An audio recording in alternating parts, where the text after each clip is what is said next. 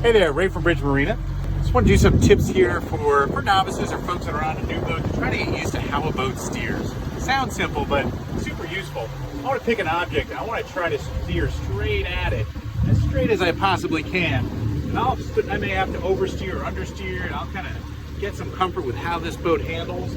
And then I want to pick another object, go in different directions. I'm going to pick these lighthouses up on the hill, and then I want to try to steer right at them.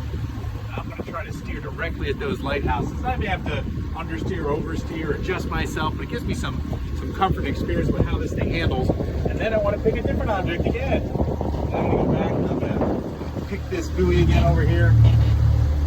Once again, I'm going to have to oversteer or understeer or adjust my steering in order to get right at it. And what this does, it gives me some experience with how this boat handles, how the boat reacts. It's a great way to practice to get comfortable with steering your boat. Look forward to seeing you on the water.